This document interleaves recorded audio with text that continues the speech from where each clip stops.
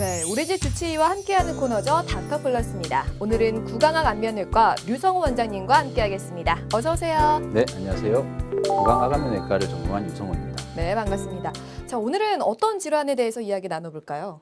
얼굴 윤곽은 기능적으로나 심리적으로나 중요한 역할을 합니다. 네. 하지만 어느 정도 타고나는 부분이 있다가 보니 얼굴 윤곽을 바꾸기 위해서는 수술이 필요한데요. 네. 수술 자체에 대한 두려움과 불신을 가지고 계신 분들이 많아 네. 잘못된 인식을 가지고 계신 분들이 있습니다. 그래서 오늘은 안면 윤곽 수술에 대해서 자세히 알아보는 시간을 가지도록 하겠습니다. 네, 오늘 닥터플러스에서는 윤곽 수술에 대해서 자세히 알아보겠습니다. 평소에 얼굴형에 관심이 많으셨던 분들, 고민이셨던 분들 이번 시간 함께 하시면 좋을 것 같은데요. 자, 먼저 윤곽에 대한 정의부터 내려볼게요. 어디부터 어디까지를 윤곽으로 칭하나요? 사람의 얼굴에 있어서 중간에 있는 코, 그리고 눈, 입, 이 컨텐츠를 제외한 나머지 이마, 그리고 광대, 네. 턱 부분, 그리고 턱 끝 부분, 이 부위를 안면 윤곽이라고 불리웁니다. 그렇게 그 가장자리를 수술하는 게 윤곽 수술이다라는 말씀이신 거잖아요. 그럼 정확하게 윤곽 수술은 이런 수술이다라고 좀 정의 좀 내려주세요. 얼굴 부분의 뼈 수술 중에서 네. 치아의 교합, 즉 위턱과 아래턱, 치아의 교합과 상관없는 이런 부분이 심하게 돌출이 되었다든지 네. 아니면 심하게 꺼졌다든지 아니면 얼굴의 균형을 깨뜨리는 어떤 부분이 있다면 그 부분을 다듬고 채우고 하는 수술이 안면 윤곽 수술입니다. 아무래도 요즘 외모에 대한 관심이 많다 보니까 윤곽 수술에 대한 관심도 부쩍 늘어나고 있는데 혹시 이런 경우에는 좀 윤곽 수술을 받는 게 좋겠다 하는 경우가 있을까요? 사실 윤곽 수술을 권유할 만한 경우는 없습니다. 아, 그래요? 네, 왜냐하면 각자 개성이 있으므로 기준치를 내세워서 당신은 윤곽 수술을 하십시오라고 하는 경우는 없습니다. 하지만 우리나라의 경우 광대 부위가 너무 튀어나왔거나 하악각 부위가 너무 큰 경우에는 강한 인상으로 인식이 되며 네. 또한 교합은 정상이지만 턱끝이 너무 뒤로 들어가 있는 경우에는 아주 약한 인상으로 인식이 되기 때문에 그런 경우에는 부드럽고 매력적인 인상을 위해서 수술을 권유를 하고 있습니다. 맞아요. 인상이 참 사회생활과 그 사람의 인생을 좌우할 만큼 요즘에는 그야말로 외모 지상주의가 아닐까라는 생각이 드는데 그만큼 윤곽 수술에 대한 수요도 높고 관심도 높은 것 같습니다. 근데 우리가 일반적으로 윤곽 수술을 생각하면 양악 수술을 먼저 떠올리거든요. 이 양악 수술도 윤곽 수술인가요? 아닙니다. 양악 수술과 윤곽 수술을 헷갈려 하시는 분들이 많습니다. 네. 언론에서 양악 수술이 얼굴이 작아지는 수술로 알려지면서 안면 윤곽 수술과 양악 수술을 헷갈려 하시는데요. 엄밀히 말하면 두 수술은 다른 수술입니다. 다른 수술이요? 네. 어떤 차이가 있는지 알려주세요. 양악 수술이라고 하는 것은 상악과 하악, 즉 치아를 담고 있는 턱뼈를 3차원적으로 움직이는 수술입니다. 네. 그에 반해서 안면 윤곽 수술은 치아의 교합과는 별개로 얼굴의 가장자리를 차지하는 부분을 수술하는 것으로서 양악 수술보다는 조금 평면적인 변화를 가져오게 됩니다. 아, 양악 수술은 턱의 위치를 움직이면서 좀 더 3차원적인 변화를 주고 윤곽 수술은 좀 더 평면적인 변화를 주지만 가장자리를 다듬어주는 수술이다라고 보면 되겠네요. 그러면은 윤곽 수술은 턱의 위치가 정상적인 경우에 시행이 될까요? 그렇죠. 당연합니다. 간혹 턱의 위치가 변형된 환자분들이 양악 수술에 대한 부담감으로 윤곽 수술을 해달라고 상담을 하시는 경우가 있는데요. 이런 경우에는 충분한 효과를 보지 못하기 때문에 네. 환자분에게 더더욱 자세히 설명을 드리는 편입니다. 아, 사실은 환자의 상태가 가장 중요하고 네. 환자가 뭘 원하는지가 중요할 것 같은데 전문의와 충분한 상담 후에 결정을 하시는 게 좋겠습니다. 자, 그리고 이번에는 윤곽 수술이 필요한 이유에 대해서 살펴볼게요. 아까 뭐 전부 사실 필요한 건 아니지만 본인의 콤플렉스에 따라서 수술을 할 수 있다라고 하셨는데 보통은 왜 필요하게 되나요?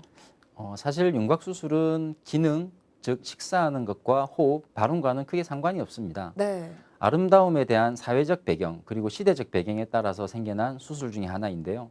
우리나라에서는 미인의 기준이 시대에 따라서 달라지지만 네. 현재는 작은 턱, 계란형의 얼굴, 오똑한 콧날, 큰 눈, 볼록한 이마 등을 선호하고 있습니다.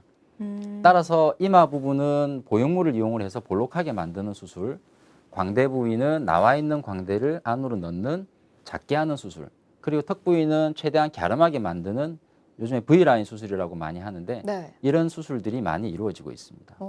진짜 참 미의 기준이 시대별로 그리고 나라별로 다른 것 같아요. 서양에서는 뭐 각진 턱을 선호해서 보형물을 넣기도 한다라고 들었는데 그만큼 그 미의 기준에 따라서 성형 방법도 내용도 달라지는 것 같습니다. 자, 그러면 성형외과에서 봤을 때는 보통 얼굴의 윤곽을 어떤 비율일 때 황금 비율이다라고 할 수 있을까요? 얼굴은 수직적인 비율과 수평적인 비율로 나눌 수 있지만 네. 크게 이마와 코, 턱 이렇게 세 영역으로 나뉩니다. 네. 미간에서부터 코끝, 그 코끝에서 턱선 이런 부위 그 3등분으로 나눴을 때 예전에는 1대 1대 1 정도의 비율을 황금 비율로 이야기했었는데 네. 최근에는 하안모, 즉 턱에 있는 턱 부분이 많이 작아지는 것을 선호하므로 1대 1대 0.8 정도를 황금 비율로 불리우고 있습니다. 시대적으로 조금씩 달라집니다. 네. 그 화려한 이목구비를 갖지 않았더라도 균형 잡힌 얼굴을 가졌을 경우 더 예뻐 보이면서 신미한적인 효과까지 얻을 수 있는 것이죠. 그래서 뭔가 눈, 코, 입을 뜯어봤을 때는 크게 예쁘지 않은데 이상하게 정말 단아하고 예쁜 분들이 계시잖아요. 그게 균형이 잘 맞아서 그런 것 같아요. 그리고 윤곽 수술의 기대 효과도 사실은 클 것 같은데요. 보통은 아무래도 좀 큰 수술이다 보니까 수술을 하면 김태희로 변할 것 같고 송혜교로 변신할 것 같은데 어떻게 달라질까요? 대표적인 윤곽 수술인 광대 축소술과 사각턱 수술의 경우에는 효과를 많이 보십니다. 네. 사각턱 수술 같은 경우에는 최근에는 턱 끝 부분까지 포함하여 라인을 만들어주고 정면에서 보았을 때 갸름할 수 있는 방향으로 수술을 시행을 하고요. 네. 수술 전후에는 많이 달라지는 것을 알 수 있습니다. 하지만 계속 강조하는 바이지만 환자분들의 기대치에 따라서 그 효과는 천차만별이 될 수가 있습니다. 음, 확실히 뭐 윤곽 수술에는 뭐 기대 효과를 너무 크게 하지 않는 것도 중요할 것 같고 전문의와 충분한 상담 끝에 조절하시는 게 중요할 것 같습니다. 자, 그리고 윤곽 수술에는 대표적인 수술이 광대축 수술과 사각턱 수술이 있다라고 볼 수 있는데요. 그 외에 또 어떤 수술이 있는지 말씀해 주시죠. 저희들이 턱끝 수술이라고 불리우는 무턱의 턱을 가진 사람이거나 아니면 턱이 너무 커서 턱끝이 너무 커서 인상이 강해 보이는 네. 분들의 경우에는 그 턱끝 부분을 다듬거나 움직여서 조화로운 부분으로 수술을 하는 턱끝 수술이 있고요. 네. 그리고 중안모, 즉 코의 옆부분이 많이 꺼져서 옆모습이 이렇게 오목한 분들의 경우에는 인공뼈나 실리콘 아니면 자기뼈를 이용을 해서 옆모습을 볼록하게 입체적으로 만들어주는 파라나잘 오그멘테이션이라고 불리는데 일명 귀족 수술이라고 많이 불리우는 수술도 포함이 됩니다. 또한 이마가 꺼진 분들 같은 경우에는 조금 볼록하게 만들어주는 이마 보형물 삽입술도 윤곽 수술에 포함이 됩니다. 굉장히 종류가 많았네요. 종류에 따라 수술 방법과 내용도 달라질 것 같습니다. 이제 그 부분을 좀 자세히 이야기해 볼 텐데요. 먼저 수술 전 준비 사항을 살펴볼게요. 어떤 점을 좀 주의해야 되고 준비하는 게 좋을까요? 수술 전에 최근에는 윤곽 수술을 국소 마취, 전신 마취가 아닌 국소 마취로도 많이 진행되는 걸로 알고 있습니다. 네. 하지만 일단 안면 부위의 뼈를 다루는 수술은 전신 마취로 진행이 되는 게 원칙이고요. 네. 중요한 건 안전이기 때문에 자세한 내과 검사를 통해서 혹시라도 생길 수 있는 위험을 미리 예방하고 안전하게 수술을 진행을 할 수 있도록 하는 게 중요합니다. 또한 3차원적인 CT 등을 이용을 해서 진단을 철저하게 하는 것이 가장 좋은 것인데 이런 3차원적 CT를 통해서 환자가 가지고 있는 해부학적인 한계 등을 포함하여 얼마만큼 수술을 할 수 있을 건지 이분이 수술을 하고 나면 어떤 효과가 있을 건지에 대해서 충분히 환자랑 상의를 하는 게 중요합니다. 그러면 현대인들이 사실 가장 사랑하고 스트레스를 푸는 방법 중에 하나인 술과 담배는 당연히 수술 전에는 좀 금해야 되지 않을까 싶은데 어떤가요? 그렇죠. 수술을 받으시는 대부분의 환자분들이 젊고 건강하신 분들입니다. 네. 물론 어떤 내과적인 질환을 가지고 있을 수도 있지만 그런 부분들은 내과 검사를 통해서 컨트롤이 가능하죠. 네. 앞서 말씀하신 대로 환자분들이 꼭 하셔야 할 것이 금주와 금연인데요.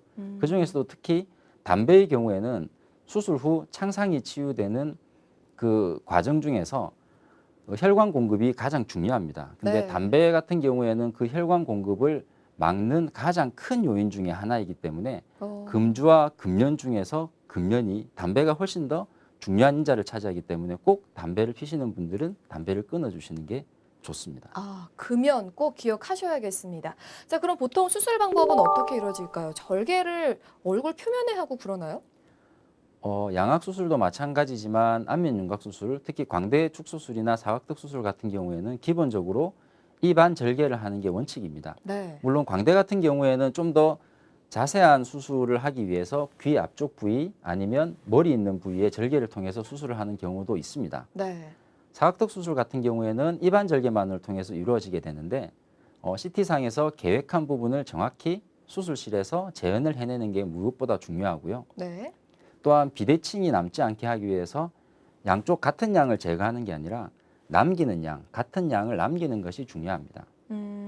예전에는 사각턱 수술을 하고 난 뒤에 옆모습에 있어서 많은 변화를 이루어지게 되었었는데 네네. 최근에는 옆모습보다 앞모습에서 라인이 훨씬 중요하게 생각이 되므로 앞모습을 중요시해서 수술을 하게 됩니다. 오. 따라서 옆부분만 절단을 하는 게 아니라 네. 앞쪽까지 길게 라인을 만들어서 정면에서 봤을 때 갸름해지고 조화로운 라인이 생길 수 있도록 수술을 하는 게 중요합니다. 그렇게 옆모습보다 앞모습이 중요해진 이유가 있을 것 같은데요? 뭐가 있을까요? 예전에는 사각턱 수술을 했을 때 네. 귀 아래쪽 부분인 하각 부분만 제거해도 환자분들이 만족을 하셨습니다. 하지만 그렇게 수술을 할 경우에는 정면에서의 변화는 거의 없었는데요. 환자분들이 생각을 해보면 가장 많이 보는 모습이 자신의 정면 얼굴입니다. 따라서 점차 요구가 환자의 정면 얼굴에서 얼굴이 갸름해지는 것을 환자분들이 요구를 하기 때문에 아래턱 사각턱 부위뿐만 아니라 아래쪽까지 연결되는 부위, 또한 앞에서 봤을 때 사각턱의 옆면 부위까지 네. 제거를 해줌으로써 정면에서 봤을 때 많은 변화가 이루어질 수 있도록 수술을 하고 있습니다. 아, 그렇군요. 그리고 안면 윤곽 수술 같은 경우에는 사실 뭐 기능적인 부분보다는 심미적인 부분이 중요하잖아요. 그러다 보니까 뭐 광대 하나만 치료해서는 좀 안 될 것 같고 광대도 하고 싶고 턱도 하고 싶고 이마도 나왔으면 좋겠고 이런 경우가 있는데 이 수술을 한꺼번에 다 하게 되는 경우도 있을까요? 위험하지 않을까 싶은데요. 대부분의 환자분들이 고민을 하는 부분입니다. 네. 턱을 하면 광대가 나와 보이지 않을까? 그니까요. 광대만 하면 턱이 더 도돌아 보이지 않을까? 네. 이마가 더 꺼져 보이지 않을까? 네. 걱정을 많이 하시는 부분이 있습니다. 물론 전체적으로 다 진행을 해야 조화로운 얼굴을 만드시는 분들도 있는 반면에 네. 어느 특정 한 부분만 하셔도 충분히 효과를 보시는 분들이 있기 때문에 환자분들 스스로 어느 부위만 하면 될까 안 될까 하는 걱정을 하시는 것보다 네. 전문의와 정밀 진단을 통해서 상의를 하시는 게 가장 중요하다고 생각합니다. 아, 모든 수술을 마찬가지겠지만 전문의와 충분한 상담 끝에 결정을 하시는 게 좋겠습니다. 자, 그럼 수술 후 관리도 중요할 것 같은데요. 수술 후에는 어떻게 좀 관리하는 게 좋을까요? 윤곽 수술은 양악 수술과는 달리 치아를 담고 있는 턱뼈를 움직이는 게 아닌데요. 네. 즉 교합의 변화가 생기는 게 아니라는 것이죠. 따라서 수술하고 난 뒤에 조금 자유로운 식사가 가능합니다.